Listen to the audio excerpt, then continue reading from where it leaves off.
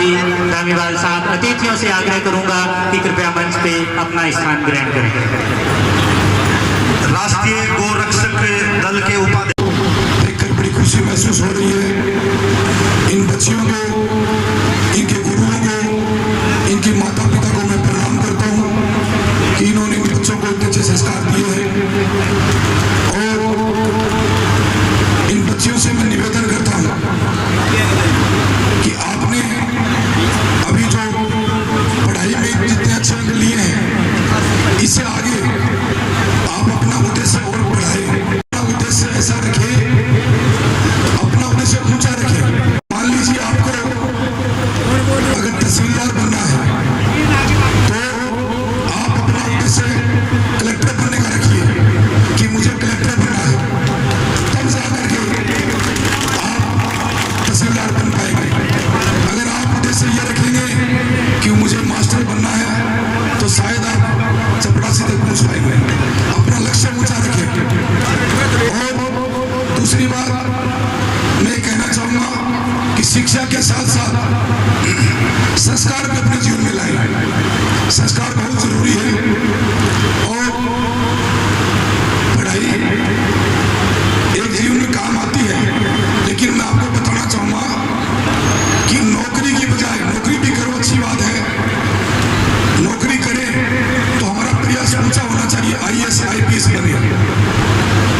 और हम विश्वकर्मा की संतान हैं, उस विश्वकर्मा को पूरा विश्व पूजता है। हमारे बीच कुछ ऐसी हस्तियां बैठी हुई है जिनका मैं नाम लूंगा। महेश जी जागीर सत्यों वाले, पवन जी सातू से बैठे हुए हैं, चूरू से प्रकाश जी बैठे हुए हैं, लीलाधर जी चूरू से बैठे हुए हैं। ये मात्र 5-6 क्लास पढ़े लिखी है, 5-5, 6-6 क्लास, ज्यादा पढ़ाई नहीं की लोगों ने। 5-6 क्लास पढ़े लिखे लोग और रामचंद्र जी छाबड़ा हमारे तारानगर से, ये ज्यादा रामचंद्र जी शायद 3 क्लास पढ़े। इतने पढ़े लिखे लोग भी इनके पास आज पवन जी के पास मेरे हिसाब से 500-400 आदमी काम करते हैं। तो ऐसे हमें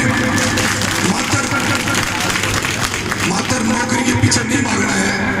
हमारे को यह भी बनना है कि हम लोगों को नौकरी देवे, हम नौकरी देने वाले बने, हम नौकर न बन के नौकर बनाए, क्योंकि हम विश्वकर्मा की संतान हैं। नौकरी करेंगे तो हम सिर्फ एक ही कर पाएंगे, लेकिन हम अगर व्यापार करेंगे, धंधा करेंगे तो कितने लोगों को रोजगार देंगे। नौकरी करें अच्छी बात है, मेरा विरोध नहीं है, लेकिन मेरा कहना यह है कि नौकरी के साथ साथ अपने जीवन में अच्छे संस्कार भी लाए। देखिए, मैं आपसे एक उदाहरण बताता हूँ। 2 बच्चे हैं, 2 सगे भाई हैं। एक भाई ने पढ़ाई करके IAS IPS की पढ़ाई करी, वो कलेक्टर बन गया, लेकिन कलेक्टर बनने के बाद में भी उसने संस्कार अच्छे नहीं लिए। मान लो वो कलेक्टर बन गया, वो शराब पीता है, वो सारे गलत काम करता है, उनसे पद पे पहुंच गया फिर भी। और एक भाई अनपढ़ है, लेकिन वो कभी चाय भी नहीं पीता है, संस्कार है, मान है, माता पिता की सेवा करता है। तो इन दोनों में आप किसको श्रेष्ठ मानेंगे बताइए? पढ़ाई के साथ साथ संस्कार भी आने चाहिए। बच्चों को संस्कार भी दो। जो बच्चे बाहर पढ़ते हैं, ये जो बच्चियां यहाँ बैठी हुई हैं, ये तो अच्छे घरों से बच्चियां हैं, लेकिन आज हमारे समाज में एक बहुत बड़ी एक कुरीति भी चल रही है। 30-30 साल की बच्ची समाज में हो रही है, 35-35 साल की बच्चियां हो रही है, उनके लोग शादी नहीं कर रहे हैं। मैं क्षमा चाहता हूँ, हो सकता है मेरे से किसी को बुरा लगे, लेकिन मैं देख रहा हूँ जो समस्याएं मेरे सामने आ रही है। रोजाना एक दो व्यक्ति का फोन आता है कि मेरी बच्ची भाग गई, मेरी बहू भाग गई। तो मेरा ये निवेदन है कि जब बच्ची शादी के लायक हो जाए तो अच्छा वर देख के उसकी शादी भी हमें करनी चाहिए। 30-30 साल की बच्ची है। अभी मेरे को 4 दिन पहले एक व्यक्ति मिला, तो बोला कोई हमारी गुड़िया के लायक बच्चा बताओ। तो मैंने कहा आपकी गुड़िया कितनी उम्र है?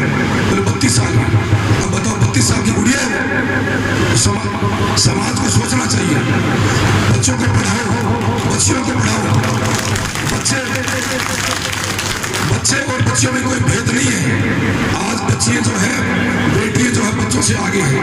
आप देख रहे हो सम्मान समारोह में बेटे कम आ रहे हैं, बेटियां ज्यादा आ रही है। तो बेटियों का हौसला बढ़ाओ बच्चों से मेरा ये कहना है कि जो गुरु होता है उस गुरु का सम्मान करें।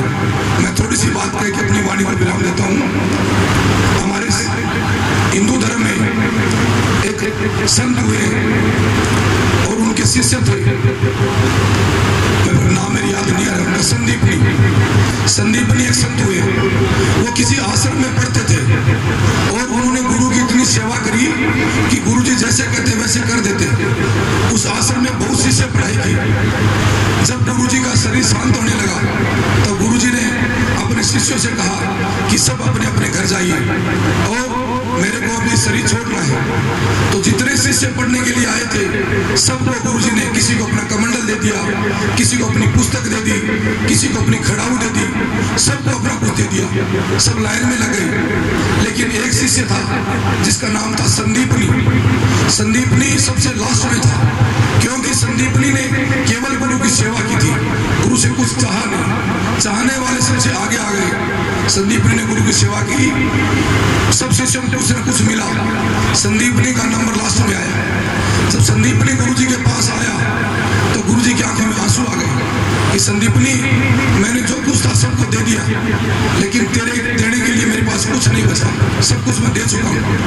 लेकिन उस ऋषि ने संदीपनी को एक आशीर्वाद दिया कि मैं तेरे को आशीर्वाद देता हूँ कि आज से कुछ वर्षों बाद में इस धरती पे भगवान श्री कृष्ण आएंगे और उन श्री कृष्ण भगवान के आप गुरु होंगे, वो आपके पास पढ़ने के लिए आएंगे। भगवान श्री कृष्ण के गुरु संदीपनी है। तो ये देखो, उन्होंने सिर्फ गुरु की सेवा की। तो बच्चों से मेरा निवेदन है, तन मन धन से गुरु की सेवा करें, गुरु की आगे का पालन करें और अपने समाज का नाम रोशन करें। और बच्चों से भी मेरा निवेदन है कि जैसे बच्चियां वो आज आगे आई है, कितनी बच्चियां आगे आई है, तो बच्चों के लिए शर्म की बात है। बेटी 20 बेटे आई है, बेटे सिर्फ 5 आए हैं। उनको भी सोचना चाहिए कि हम भी आगे आए। देखो, हमारे समाज में हमारा जागृत समाज जो है वो आज इतनी ऊंचाई पे पहुंच रहे हैं, आप उसका अनुमान नहीं लगा सकते। आज दिल्ली के अंदर संसद भवन बना है, नया संसद भवन बना है। उस संसद भवन का सारा काम हमारे जागृत बंधुओं ने किया है, हमारे लिए खुशी की बात है। और पूरा उस बिल्डिंग का हम जागृत बंधुओं ने किया। इतने हमारे बंधु पहुंचे हुए हैं। बेटे बेटियों से मेरा यही निवेदन है कि आप समाज में अच्छा नाम करो, अच्छा काम करो और अच्छे संस्कार लो। मेरे से यहाँ की संस्था जो कुछ भी, जैसे इन्होंने बताया अभी कि यहाँ बच्चियों के लिए एक छात्रावास की आवश्यकता है, छात्रावास की आवश्यकता, या जो भी गरीब बच्ची या बच्चे कोई बाहर पढ़ना चाहे उस विषय में ये समिति यहाँ की जो निर्णय करेगी और वो जो मेरे को जो आदेश करेगी उस आदेश की मैं पालना करूँगा। और बाकी समाज के जितने भी लोग यहाँ आए हुए हैं उन सबसे भी मेरा निवेदन है कि आप सब लोग यहाँ अपना कीमती समय निकाल करके यहाँ आए और आगे से भी समाज का कभी ऐसा कोई काम हो तो तन मन धन से अपना सहयोग करें।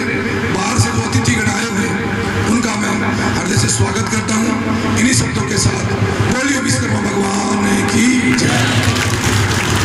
जोरदार तालियां हमारे श्रीमान बाबूलाल जी दमीवाल के लिए। आपने बहुत ही बड़े प्रश्न उठाए। एक तो आपने बालिका शिक्षा के लिए सकारात्मक कदम उठाने की जो बात कही, उसके लिए मैं पूरे बानाल से मैं निवेदन करूंगा कि जोरदार तालियां बजाएं। साथ ही साथ इन्होंने जो घोषणा की है वो बहुत बड़ी घोषणा है और समाज को इस प्रकार की घोषणाओं की, समाज को इस प्रकार के कार्यों की और समाज को आगे बढ़ाने वाले इन कदमों की बहुत ज़्यादा आवश्यकता है। तालियां थोड़ी कम बजी हैं, मैं चाहूँगा जोरदार तालियों से अभिनंदन करें। साथ ही साथ श्रीमान बाबूलाल जी ने जो ये बात विशेष उठाई है कि आप अच्छे अंक प्राप्त करो, ठीक है, अच्छे अंक बालिकाओं को प्राप्त करने चाहिए, लेकिन अच्छे अंक जो है वो केवल अच्छे अंक अच्छे नहीं है, वो शैक्षणिक खर्चों की केवल रसीद है। वास्तविक शिक्षा आपकी वो है जो आपके आचरण में झलके। ये बहुत बड़ा प्रश्न आपने उठाया था और बालिकाएं जो सुन रही हैं वो इस बात को विशेष रूप से गौर करें कि आपका आचरण जो है वो हमारी मर्यादाओं के अनुकूल होना चाहिए। जोरदार तालियां बजाएं सभी बालिकाएं भी अपने लिए। कार्यक्रम को आगे बढ़ाते हुए जैसा कि हम बात कर रहे थे कि दीवारें चाहे कितनी सुंदर हो, लेकिन दीवार के ऊपर जब छत नहीं होती है तो वो दीवार ही होती है।